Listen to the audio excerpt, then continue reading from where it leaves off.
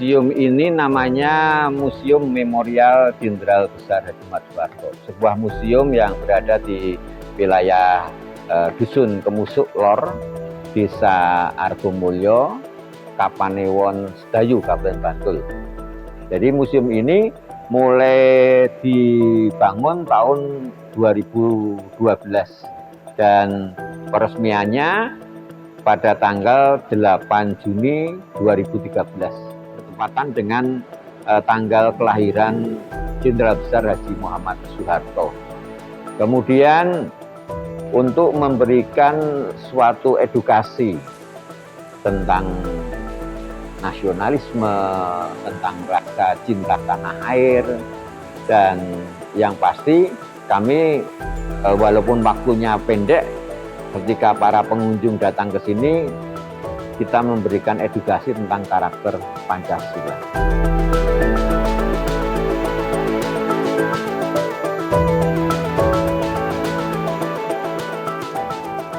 Bicara tentang Pak Harto, era penjajah Jepang, kemudian era istilahnya perang pasca kemerdekaan, untuk berjuang untuk mempertahankan kemerdekaan.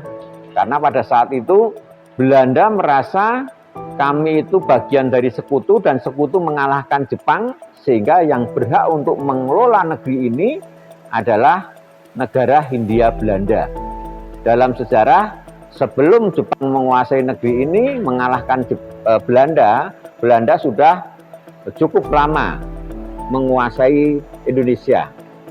Dalam sejarah mengatakan Belanda itu menjajah kita itu ratusan tahun. Dan ketika Jepang kalah dengan sekutu, Belanda merasa kami punya hak untuk mengelola negeri itu, karena kami mengalahkan Jepang. Tapi apa yang terjadi pada saat Pak Harto dan kawan-kawan, pada saat itu Pak Harto menjadi pasukan pembela tanah air. Jadi pasukan Jepang yang direkrut oleh Jepang untuk menjadi pasukan cadangan Asia Raya. Karena pada waktu itu ada terjadi Perang Dunia Kedua. Jepang harus menghadapi tentara pasukan sekutu yang ada di Eropa sana, sehingga untuk menguatkan pertahanannya, Jepang merekrut pemuda Indonesia didirikan tentara pembela tanah air istilahnya. Nah, ketika Jepang kalah dengan sekutu yang dilakukan oleh Pak Harto dan pasukan peta, pada saat itu Presiden Soekarno dan Muhammad Hatta telah menyatakan kemerdekaan pada tanggal 17 Agustus 1945. Pasukan peta yang didikannya Jepang itu adalah anak-anak negeri. Kita harus mempertahankan kemerdekaan, sehingga mereka serempak dalam komando gudang-gudang amunisi milik Jepang direbut oleh pihak sekutu. Nah, terjadilah pertempuran antara pihak pejuang kita, pasukan-pasukan peta itu, dengan para sekutu yang mau mengambil alih gudang senjata.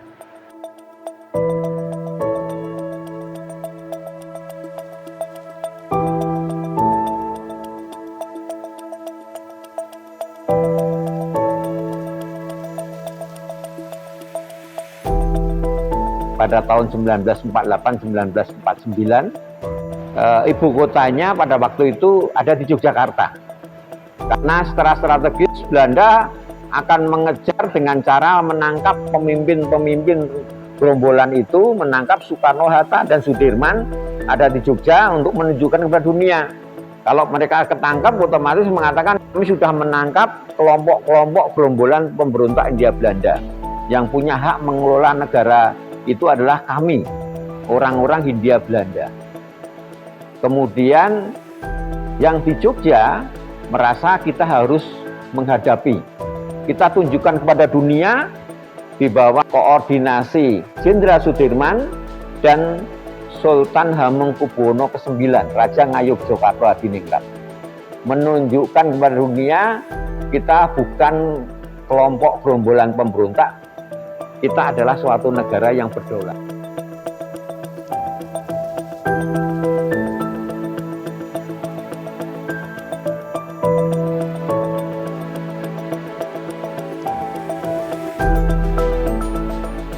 So itu adalah filosofi Jawa tentang kepemimpinan untuk generasi penerus bangsa, untuk kita semuanya. So itu maksudnya adalah seorang pemimpin itu harus mempunyai tiga. Yang pertama, seorang pemimpin itu harus sabar atine, punya hati yang sabar. Yang kedua, seorang pemimpin itu harus sareh tumindae, punya jiwa bijaksana. Dan yang utama adalah seorang pemimpin itu harus soleh bikulai, dekat kepada Tuhan Yang Maha Esa. Jadi dulu ketika Pak Harto remaja, ketika berjuang, itu yang selalu dicari oleh Soeharto dan teman-temannya para pejuang itu dua tokoh. Yang pertama adalah guru sebagai sumber ilmu. Dalam peperangan sangat diperlukan ilmu strategi perang untuk memenangkan suatu peperangan. Kemudian tokoh yang kedua adalah seorang ahli agama, bisa kiai, bisa pastor, bisa pendeta. Dan perjuangan itu pasti di belakangnya ada tokoh-tokoh agama tersebut. Karena perjuangan adalah suatu perjuangan murni dan pasti dilindungi oleh Tuhan, sehingga para pejuang dulu selalu berani dalam berperang. Dia tidak takut mati karena punya keyakinan.